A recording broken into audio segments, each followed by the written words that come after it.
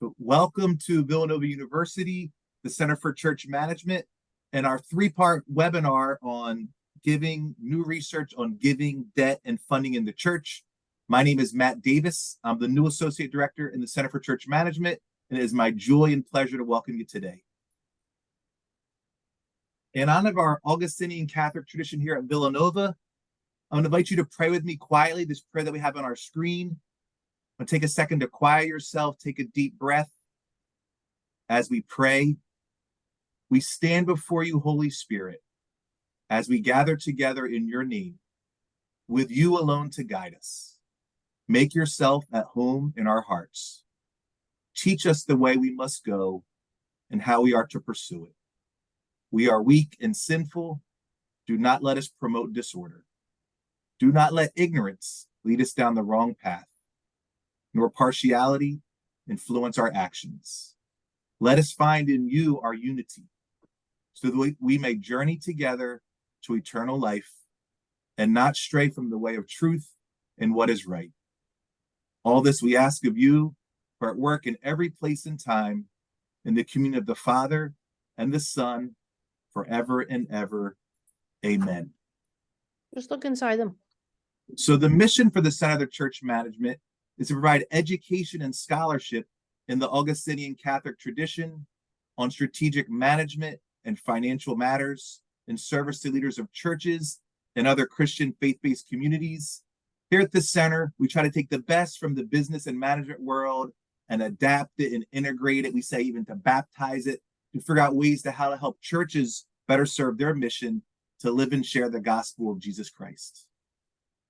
So the center has three main branches, three main pillars. We have our Masters of Science in Church Management, we are a non-credit certificate programs, and we do research and scholarship. So our Masters of Science in Church Management, it's a 30-credit degree program from the Villanova School of Business.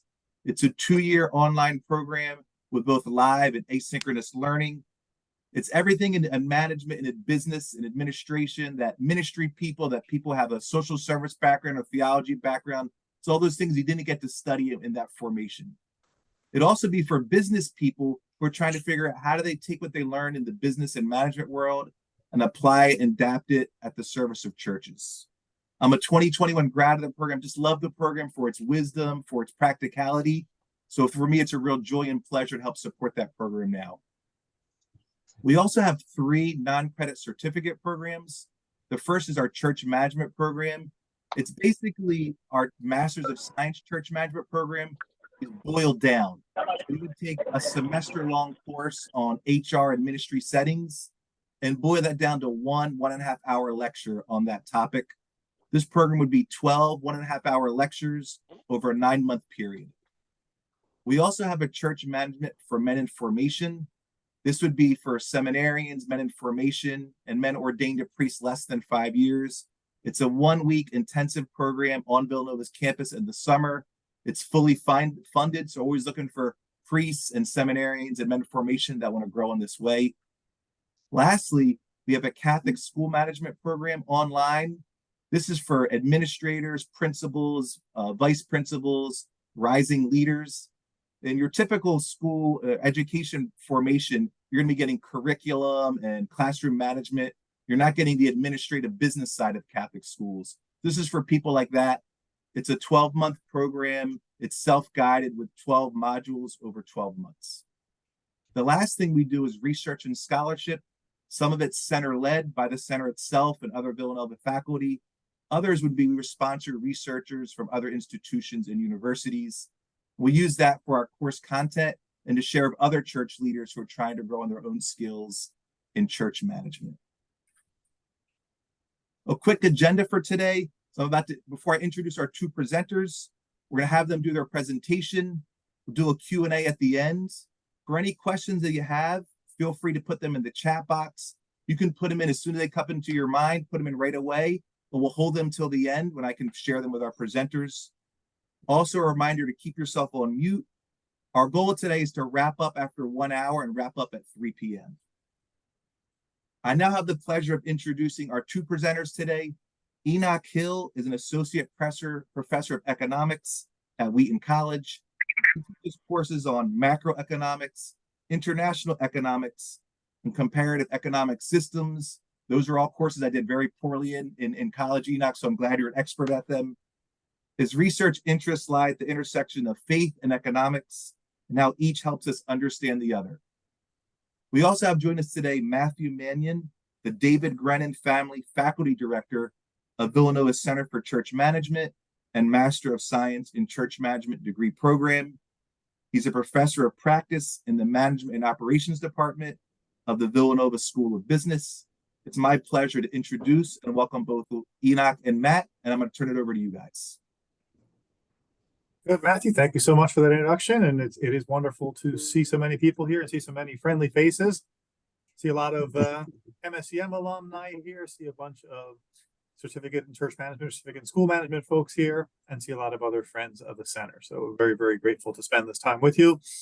And yeah, it's my privilege to join you along with my colleague Enoch here to share some of this information. And so it's a study of COVID-19's impact on U.S. Protestant and Catholic giving. And do want to acknowledge that this research, a lot of research we're doing right now, is funded and supported by the Lilly Endowment. So we received a significant grant from them as part of their national initiative to address economic challenges facing pastoral leaders. So I want to acknowledge our gratitude to Lilly for their support, as well as all the benefactors for the Center for Church Management here at Villanova. And so the monies from Lilly were matched by our benefactors to allow us to continue to do this kind of research and make it available to all of you. And I know some of our advisory council members, I think our chair, Mike Castellano, is here, but for the others there, most grateful for that. So I'm going to start this off, and then Enoch and I will kind of go back and forth as we move through the data. We'll just start off to let you know the background for this. Got data from almost 8,000, so 7,922 Protestant churches and 989 Catholic churches. So our partners at ACS Technology, we've been blessed to partner with them for a number of years, they have the data systems that collect all this data, and they ask for our help in analyzing it and trying to make sense of it. And so, so we got this anonymized data set, and so we have churches, but all we know is that it's an Episcopal church in Indiana. So that's about as close as we can get you for who it is. But we have the information for them. And our presumption was, and kind of the genesis for this idea a year ago, was we knew when the pandemic shut down the world, that had an impact, and we want to see kind of what was the long-term impact. And so just one thing, as you're looking at the data here, the world shut down, as we all know too well, in March of 2020. So instead of using a typical calendar year or a typical fiscal year, the impact of collections was felt beginning in April 2020. So we did a bunch of 6-month buckets. So our year in here is kind of April to September is a 6-month bucket, which includes Easter in each of these years. And March is a 6-month bucket, which obviously includes Christmas each year. So it's just a different way of looking at the data. And so if you're looking at the annual things, they're going to be slightly different from perhaps the way you might track it in your place. But we have a mix of traditions, as we said. And so the largest was the Southern Baptist Convention. We have over 1,600 churches from there. And then you can see also second largest was Catholic, and we continue through the list. One thing that's kind of interesting in here, so we've got over 2 million donors in this data set represented in these churches. But it is kind of funny. I come from the Roman Catholic tradition, as some of you here do, some of you do not. But we kind of chuckle. We look at this data and say, all right, the average number of donors in a Catholic parish is 709. And you can see the average number of donors in all the other traditions. And so one thing is, if you're not aware of those who are Catholic, yes, by most definitions, the typical Catholic parish is a mega church in the general Christian vernacular. The other thing is, it takes 3 times as many Catholics to support a church as it does for our other Christian brothers and sisters. So we can talk about perhaps some of the opportunities there. But yes, when we take a look at the mix of churches, a lot of times they will do it based on average weekly attendance. And Enoch, I'm going to invite you in here just for a second, because we did a little conversion. We didn't have average weekly attendance in our data set. We had the number of donors in our original data set. So a lot of our distribution is based on that. But Enoch, can I ask you just to comment on kind of the relationship between the number of donors and the average weekly attendance? Sure, absolutely. So generally speaking, the literature splits size of church by average number of weekly attenders, which is data that we didn't actually have available to us when we were looking at the churches. However, we did have some data comparing average weekly attendance to the number of donors over any 6-month period of time provided to us through ACST. So we were able to convert what is the typical size groups used in the literature to what is the corresponding number of donors that would fit into those generally reported buckets. Interestingly, for the Protestant church, the average weekly attenders and the number of unique donors over any 6-month period roughly falls into the 1-to-1 range. So these are the same cutoffs, maybe if you're familiar with this literature, you're used to seeing. But here we're measuring the size of church by the number of donors who gave in a 6-month period of time, rather than the number of average weekly attenders. For Catholic churches, it's a little bit different ratio. It was about 0.6 donors for every one average weekly attender. And so we used those ratios when we were looking at the Catholic Church. But just for our size, for your familiarity with these size buckets, the small churches would be 0 to 50 average weekly attenders in most of the literature. On this graph, we're defining small as 0 to 50 6-month period unique donors, and those roughly align. So this data set skews towards larger churches, and that's partially because large number of Catholic churches in here, but also just in general, the size of the churches is a little bigger than a typical distribution of Christian churches in the United States. So keep that in mind as you're looking at, as we talk through the kind of the findings here. So our hypotheses, we had 3 hypotheses when we started this. We thought that the decrease in church attendance since the pandemic started led to a decrease in church collections. It turned out it was a temporary dip and not a permanent drop, which we'll explain. We figured that larger churches with more financial resources will be able to weather the storm of the pandemic better than smaller churches. That hypothesis proved false. That was not supported by this data from these almost 9,000 churches. And we figured that COVID-19 increased the rate of adoption of digital donation methods by both churches and congregants. And as we'll see, that hypothesis was supported. So just start off with some big picture aggregate results for you. So the dip not drop piece. So in total, at least 7,922 Protestant churches. Yes, collections absolutely did decline in the first year, but that 3% drop was limited to the first 12 months. Within 12 months, collections had actually rebounded and were higher than they were in pre-pandemic levels. And the same thing was true for the Catholic Church. They dipped 3.5% in the first 12 months, but within a year, they had rebounded and were back and were also higher than pre-pandemic levels. That was surprising to us, but encouraging to us. The one thing that we would caution everyone about, though, is what economists would call the money illusion. And all of us who are buying groceries or dealing with the pain of inflation realize that $1 today is not worth what $1 the other day was. And so when you adjust these numbers for inflation, just to be careful for that. We went through and did the adjustments and adjusted for inflation. Protestant churches have 10% less spending power today than they did back in 2019 and 2020. That's the same thing. The Catholic churches have 11% less spending power today than they did. So even though on a gross level, collections are up, to be careful of always making sure what can you actually do with that money. And so they have to be up more than inflation in order for the real spending power to be greater. But good news is, yes, it was a dip. It was not a permanent drop, at least in terms of absolute collections, which was encouraging to see. The other thing that was interesting to see, though, while the total dollars had a little dip and then rebounded, the number of donors unfortunately dropped significantly, dropped 24% for our Protestant donors, and have remained down.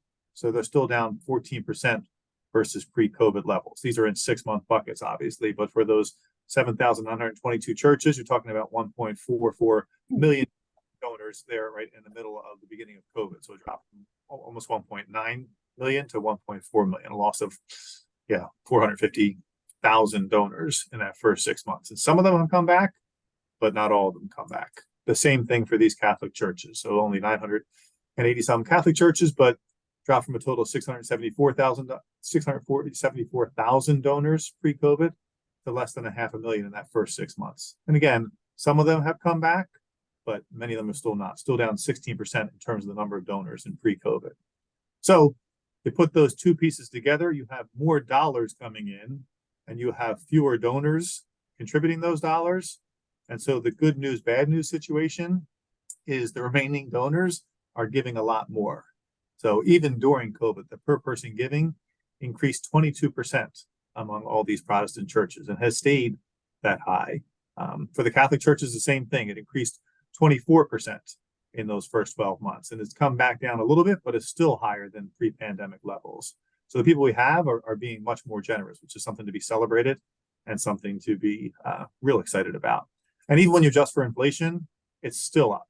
And so on a per person level, the people who are supporting the church now are still giving at much higher levels for both the Protestant side as well as for the Catholic side.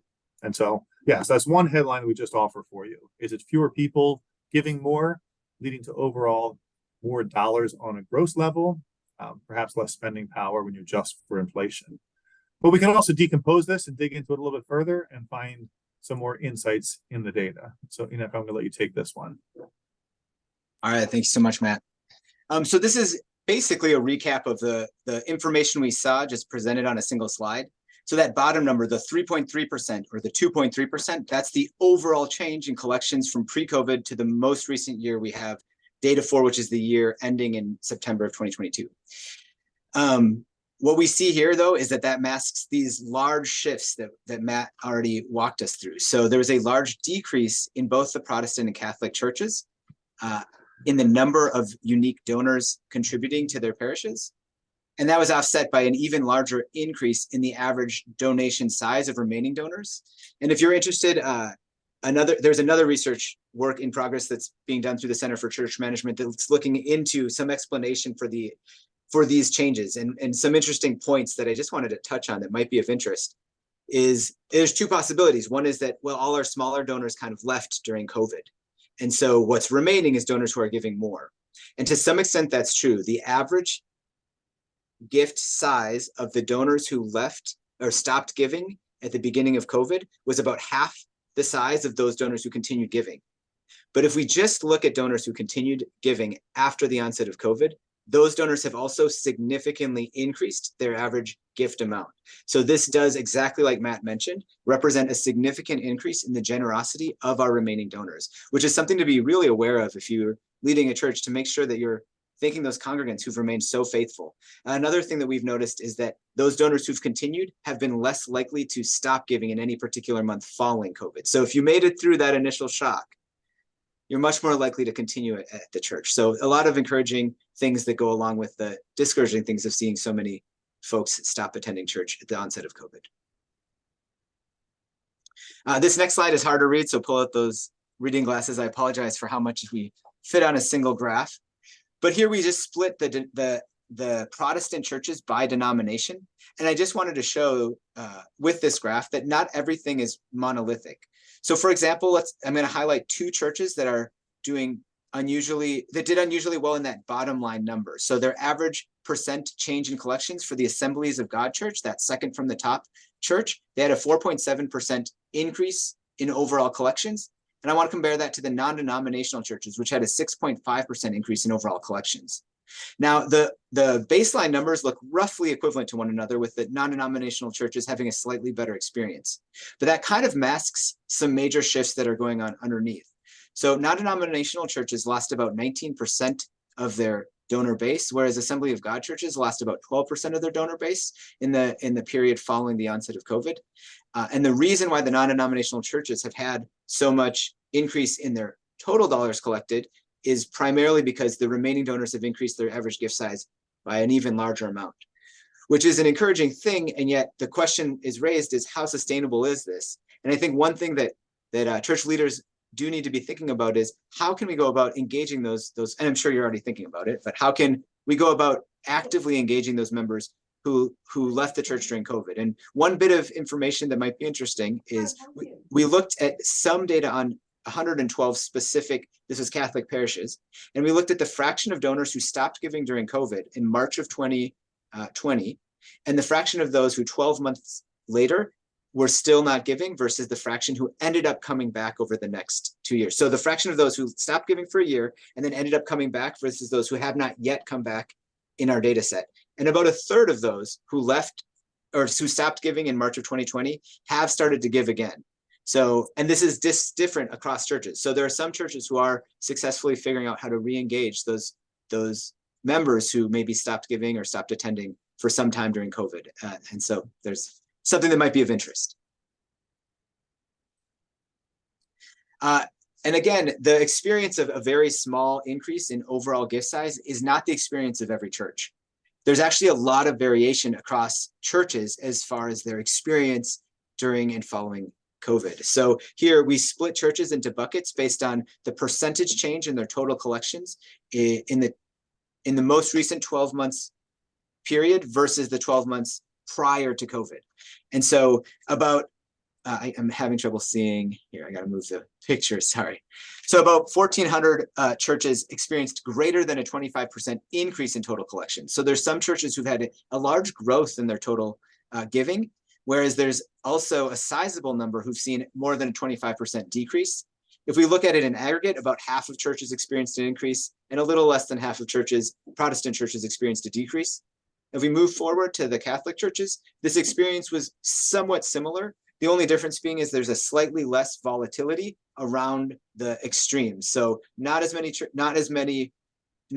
large a fraction of churches are experiencing those very large changes, but still a sizable amount experienced more than a 25% increase or more than a 5% decrease. Here, it's roughly exactly 50-50 that experienced an increase or a decrease. And it's interesting too. I saw Russell Manion from the Diocese of Raleigh on the call here earlier, but we did check in on a couple of those that experienced the extremes. And again, this is only a handful of anecdotal information, but it was interesting. The ones that seemed to do well and had those 25% or more increases were ones who didn't let COVID stop them from the mission. So like, oh, we can't gather in person, but we still need to stay in relationship with our folks. We still need to minister for our folks. And they kind of figured out new ways to be church during that phase and have continued that. The ones that seemed to experience the most significant declines, their attitude towards COVID was kind of, we're going to just have to shut down and wait this thing out. And so one of the keys we think for continuing to move forward is tapping into that missionary impulse. And if we can keep that going, it seems like many churches can do that and can still survive even something as dramatic as a global shutdown. Yeah, and the question about geography is a common one. It's a great question.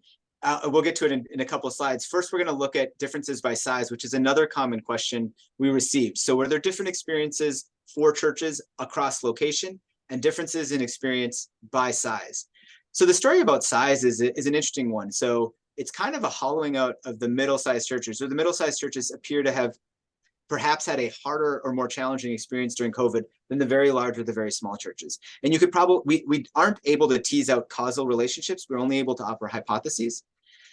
But it might be the case that the smallest churches were able to accommodate the requirements of their local policy requirements for gathering during COVID more effectively and stay in community more effectively than their larger peers. And then we also suspect that the largest churches may have been best equipped to transition to appealing to an online audience. And so there might have been a lot of movement across churches during COVID. And so we're seeing that congregants, or the amount, at least the amount of change in donation and the percentage of churches that experienced an increase in their total collections seem to go better for churches that were at either the very large or the very small ends of the distribution. When it comes to geography, we did have a pretty broad geographic representation. We were somewhat overrepresented in the South for Protestant churches, and surprisingly close in line for Catholic parishes that we looked at in terms of the distribution of churches relative to the population distribution. Now, perhaps one of the most surprising things we found was that even though we're organizing these by size and the range shown on these graphs kind of make them look like large differences. But if you test for the statistical significance, there is actually no observable statistically significant difference in the experience of church by geographic region. Now, remember, there might be ways to tease the data out to get some differences in terms of rural or urban. Unfortunately, we had data on churches at the state level, so we have not yet gone into that category of geography. But looking at broad geographic regions, it does not appear to be the case that there was statistically significant differences in the experience of churches by location in the United States. I don't know if you wanted to add something.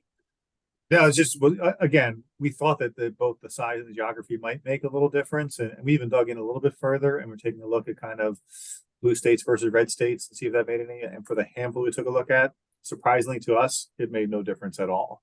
And so, again, our hypothesis is it fundamentally went back to what was the missionary mindset of the people in that parish during it, and were they able to keep the relationships or not, is our guess as to what was probably one of the biggest drivers of what was going on. But then we also have digital giving to take a look at. And so This is fun stuff.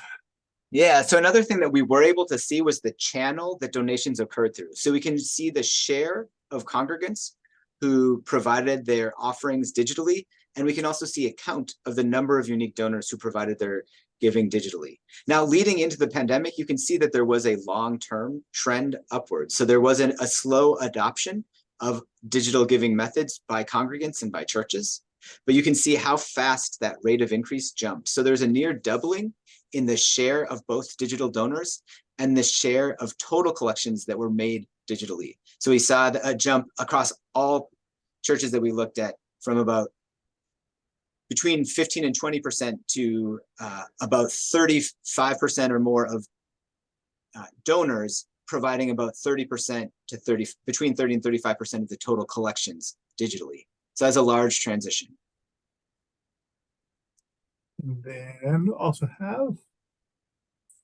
So now we wanted to see, were there differences in the experience of churches based on their online presence prior to COVID? So here we are splitting churches into their pre-COVID digital donor share by 20%, group buckets at 20% of all the churches. So that first bucket is churches that had no digital presence in terms of they weren't collecting any gifts online prior to COVID. And then as you go down the list, there's churches with a very small fraction of their congregants giving digitally. To that fifth quintile is the churches with the largest digital donor share, or the largest digital presence prior to COVID. And so we see an interesting general pattern. If you skip that first bucket and you look all the way in the right-hand side, we see that the larger the percentage of digital donors prior to COVID, the larger the average increase in gift size.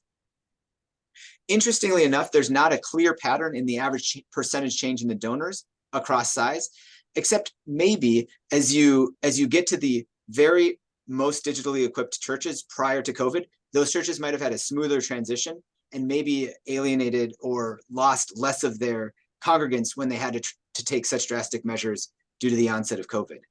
But you can see that the churches that had the largest online presence had the best experience in terms of their average overall percentage change in gifts. That's the first column, that 19%.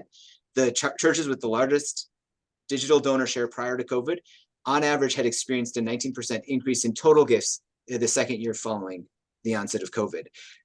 Interestingly enough, though, the second best experience was a combination of those with no digital presence and those in the fourth quintile. Now, we think a couple different factors might be at play here. So for the fourth quintile, it's just following the general pattern of a larger change in average gift size by quintile. But for those churches with no online digital presence prior to COVID, we suspect, and we haven't verified this, that these churches represent our smaller churches and perhaps churches that didn't have to make as drastic changes at the beginning of COVID to still maintain some semblance of community within the church congregation. And that those churches, we see a smaller decrease in the average number of donors, that second column, than their counterparts in other groups. So some interesting patterns to be thinking about, or that we can think about. There's definitely room for further exploration here and something interesting to think about.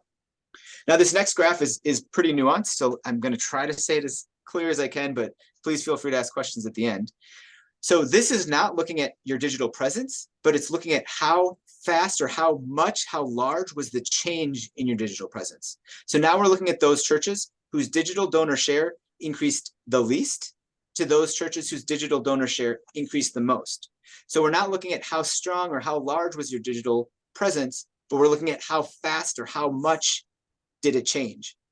And interestingly here, we see that churches that had the best experiences were those who were able to keep doing what they were doing prior to the pandemic. As you go down from the first quintile to the fifth quintile, so the fourth and fifth quintiles represent the churches who had the biggest adjustment or the most rapid adjustment from giving in person to giving digitally. And so these churches had a very fast period of rapid change. And what we can see is a clear pattern in the change in the number of donors. So those churches who changed things very rapidly seem to be correlated with those churches who lost the largest number of donors in their base. Whereas the churches who were able to keep on doing what they were doing, whether that was not a very large online presence, or already having a large online presence and being able to continue at that same level of online presence, those churches saw a 22% overall increase in their average gifts and the smallest decrease in the number of donors. So an interesting pattern here.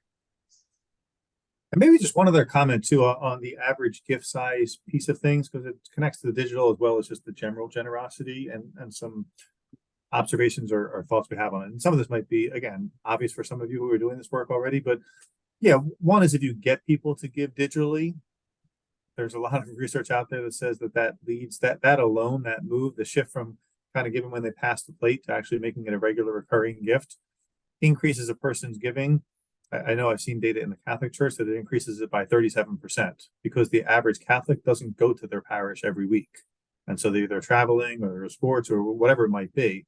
And so just by making it a recurring thing, you actually get 52 weeks a year of giving or 12 months a year of giving, as opposed to what you would get normally if it's just off a pass the plate. So that's potentially one of the contributing factors to the increase in giving is the fact that people have changed how they give.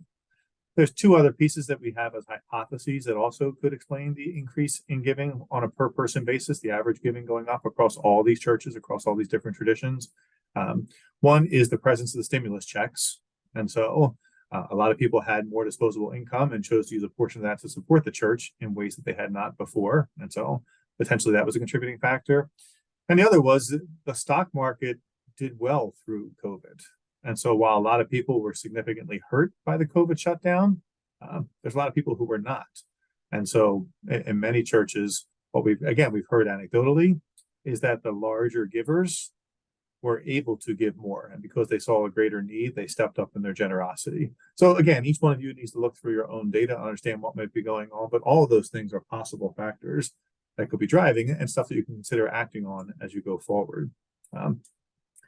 There's one last piece which we wanted to highlight. There's just some interesting new benchmarking perhaps in the data that we thought was useful and helpful to share.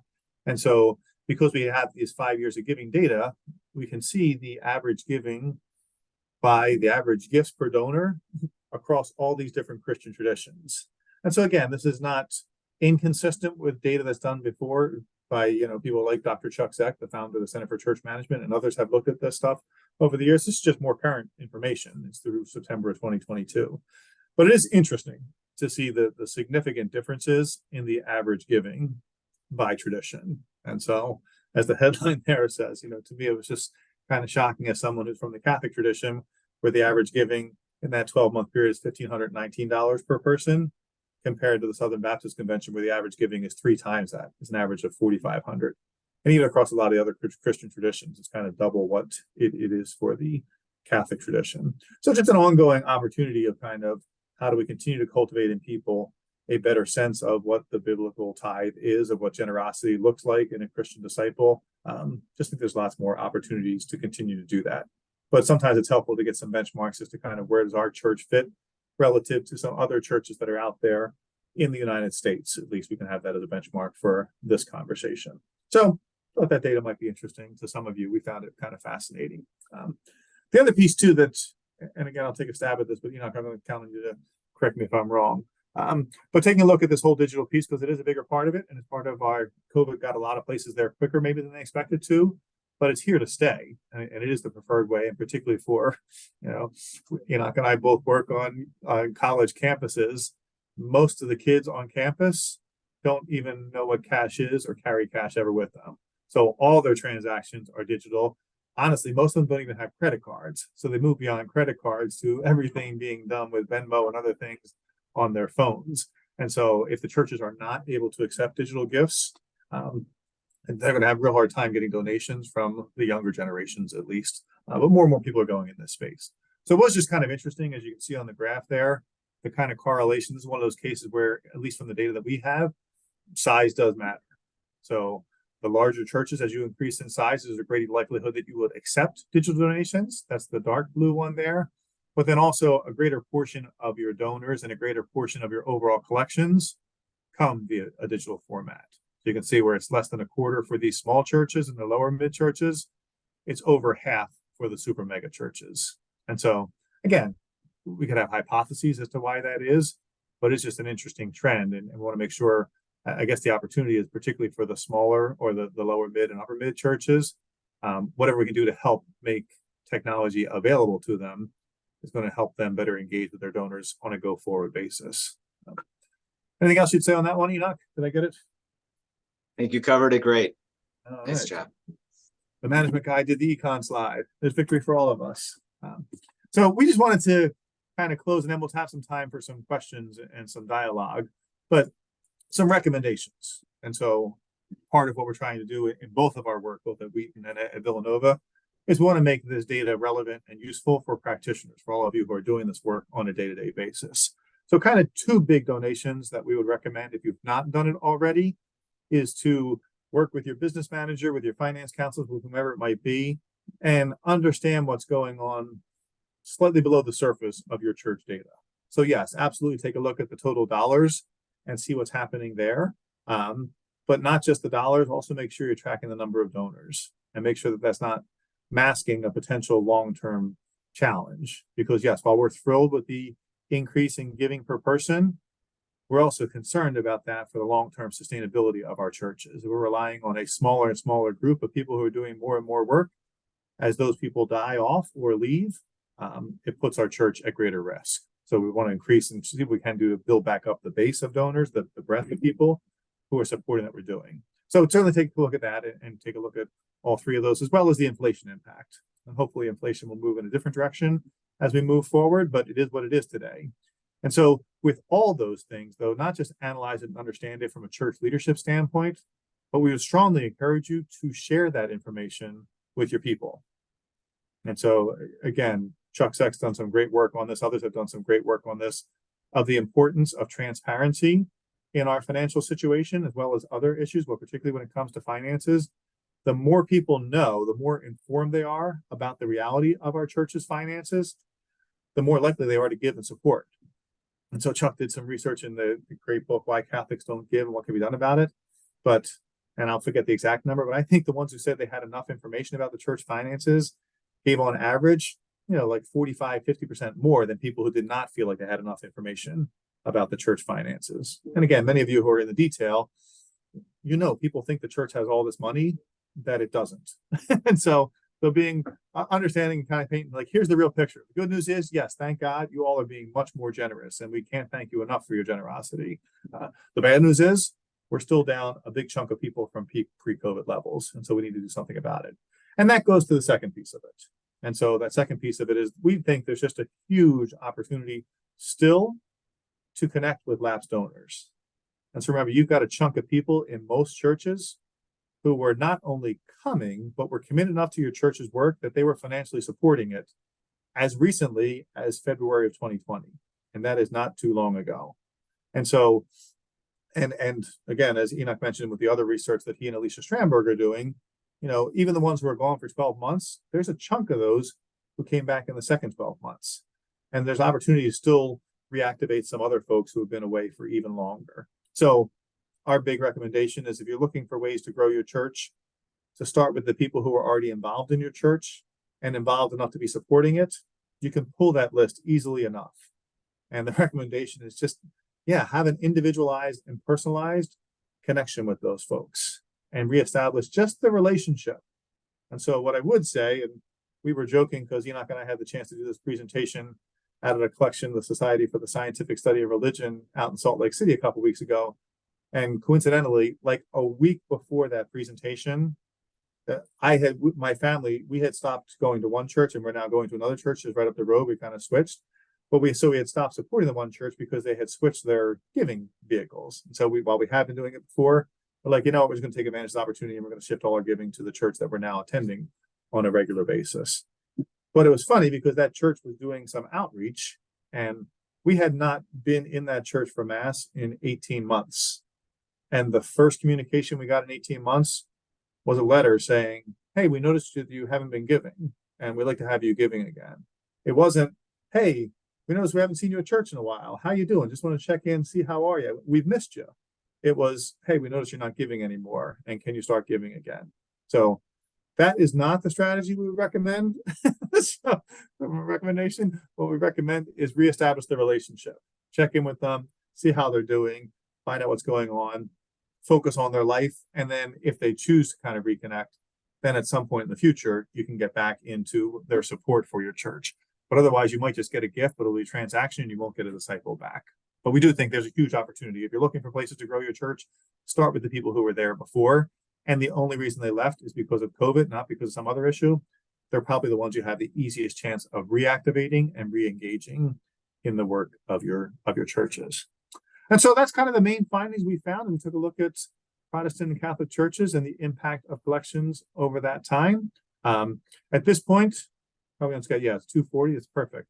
So we're going to open up for some questions. Before we do that, though, I just want to acknowledge one more time our gratitude again to the Lilly Endowment for helping make this happen, and to our partners at ACS Technologies, to Steve Cumbia and Terry Poplava. They've been great to work with, and we're really excited about the potential to continue to help analyze some of their data in an anonymized format, but using their data to try and pull more insights that can support you and other church leaders. So with that, Matt, I'm going to stop sharing here, and people can, again, continue to support questions in the chat, and Matt can filter those, and we'll take what we can get. So, Matt, do you have any questions? Yes, we do. Thank you, Matt and Enoch, so much for breaking that information down for us. So we definitely got questions. The first one I want to ask from one of our participants is there any control measure in the data that would account for the impact of a change in church leadership or pastor or priest, and how that impacted the giving? Yeah, so no, we would not have that information because we don't even know what the names of these churches are. And so, unfortunately, no, we couldn't tell that. But I would say, and Enoch, I'm curious your opinion on this. Given the huge data set here, the fact that we're talking about so many churches, over 7,900 Protestant churches and almost 1,000 Catholic churches, my sense is, while that would have an impact on an individual church, that noise would be quieted out over the volume of this data set. Would you agree, Enoch? I mean, again, you're the economist, so I trust your read on these things more than mine. Sure. I mean, I think what we're seeing is the experience of a large portion of the church, capital C. But we are seeing it pretty selected. So we are seeing churches that choose voluntarily to use a tracking technology, ACS technology software. And so we're missing a lot of the smaller churches, et cetera. However, as far as the effects of, a transition in church leadership, we're seeing the average effect across these 8,000 or so churches. What we aren't able to tease out is the specific difference between the set of churches who have had a recent church transition and the set of churches that didn't. So no doubt there is a gap between those two types of churches experience, and we don't know the difference between them. But we are reporting is the average in, mixing in all of those churches who have had a significant leadership transition. So it's a live question and an important question. Unfortunately, with the data we currently have available to us, I don't know how we would be able to answer it. Okay, another question. How do digital gifts compare per gift to envelope giving?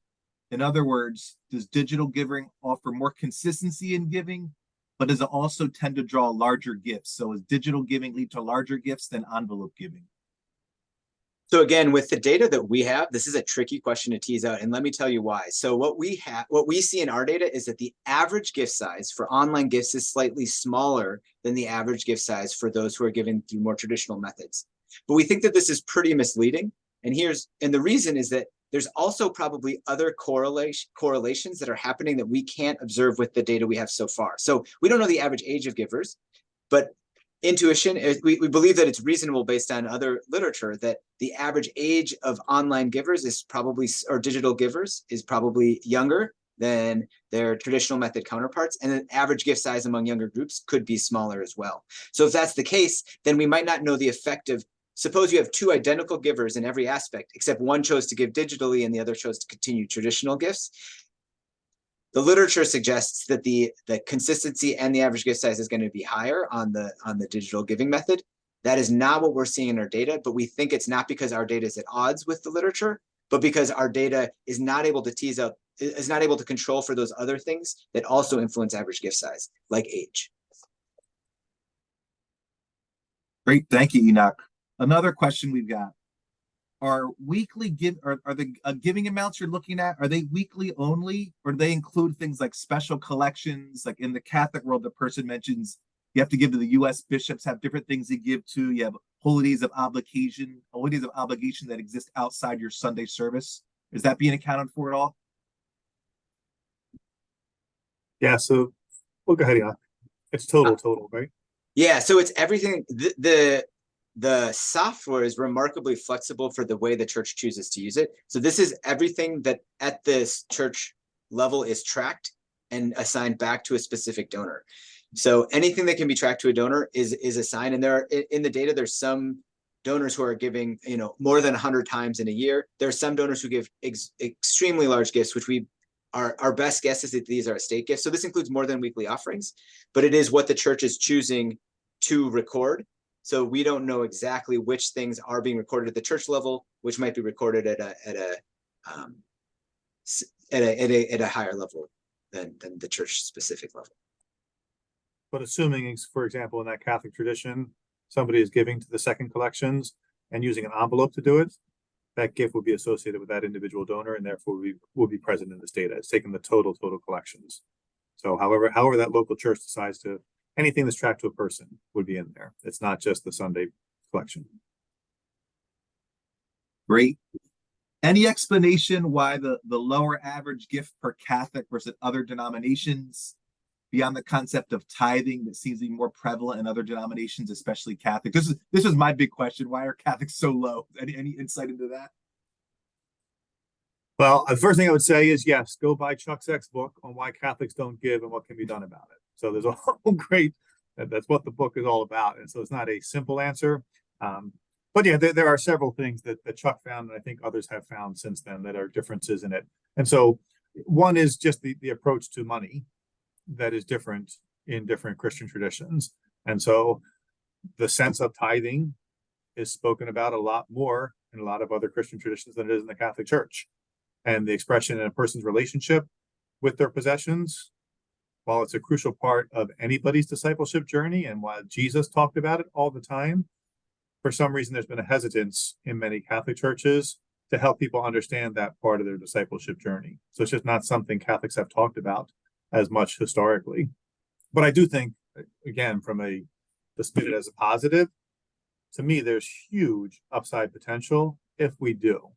So if we've helped people understand how to have a right relationship with their possessions as part of their relationship with God, if we can get people to truly embrace a stewardship mentality, again, as a Catholic, my Christian and brothers and sisters who live on the same street as me, who go to the same schools as I do, who shop at the same places I shop, statistically give more money than I do. And so the potential is there if we can help people understand how that's part of their faith journey. I think there's just huge upside for it.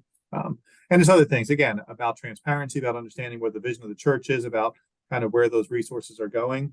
I think the one other thing too that I would say, I see Michael Fork on here, but Michael's in our organizational management class right now. But one of the things that we talk about in the management literature is a concept in large groups. It's called social loafing. And so when groups are so big, suddenly my individual contribution matters less.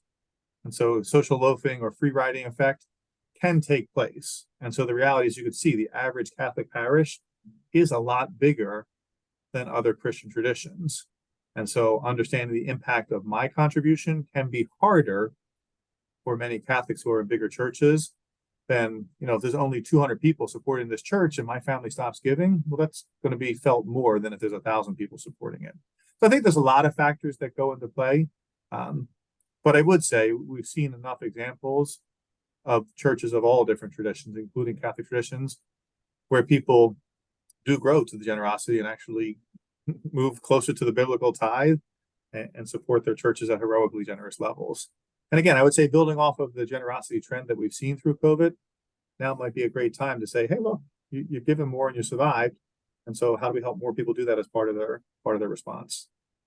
One thing to add to that is that one thing that I've learned from these studies is that the patterns in giving appear to be remarkably sticky. So like one thing I would have expected is that, sure, generosity might have jumped up during the pandemic or during the lockdown. There was fewer things otherwise to spend money on, etc. But so we don't have the data at the individual giving unit level for this data set.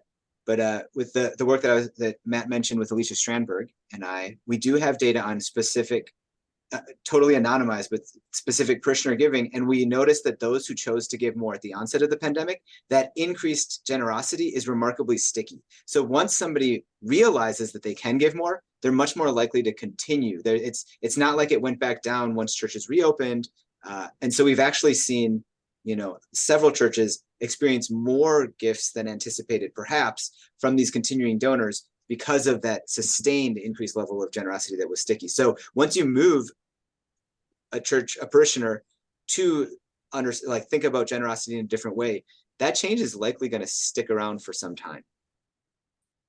And maybe just one final comment on that, because funding our churches is such a big thing. But again, this is just a personal observation.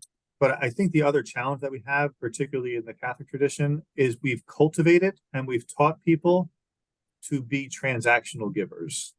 And so we're real good at doing capital campaigns for a short period of time. And so we get people to give that particular thing. But then once that campaign is over, that giving dips back down because it was seen as exceptional giving, as opposed to what Enoch's describing here. If it's just part of your normal generosity, it's not, I'm going to give more for this period of time and then go back to my normal. It's just, no, this is my support for the church. And that continues over time. So if we can get them to be more, discipleship giving or stewardship giving as opposed to transactional giving, I think that's where the stickiness really does kick in there. It can make a big difference. Matt, Enoch, a few more questions popped in. What are some of the most common digital giving methods? Do churches have, for example, Venmo accounts? I can't speak to that. So all we know is that the giving share here. We don't have the details on what they use. At least I don't know. Do you know anything about that, Enoch? No, I don't. So the data that we were provided with just showed digital channel or non-digital channel as the total offerings via each channel. So we could go back to our partners and ask if that's something that we would be able to look at. But at this point, unfortunately, we aren't able to answer the question. But love the question, because part of what helps us here is meeting with practitioners and finding out what data would be useful. So that's something now we can go do some research on and try and come back to you with some answers. Matt, I'm thinking if you're talking about young people, the way they give, if churches don't allow young people to give the way that they give, then they're not even be able to give to their church. So it's actually a good thing to think about. Another question came in. It was mentioned in passing that the cost of running the average Catholic parish is 3 times that of the average Protestant one. Why is that, and what are the greater expenses? Yeah, I think that might have been a slight misunderstanding of what I said. I said it takes 3 times as many Catholics to support a church as it does the Protestants. So I wasn't saying anything about what the expense was. It was just the pure reality that there's an average of 700 donors to support a typical Catholic parish compared to an average of 200 and some donors to support a typical Protestant. So it wasn't on the expense side. It was on the income side. Sorry for that misunderstanding. Any final questions in the chat box for anybody?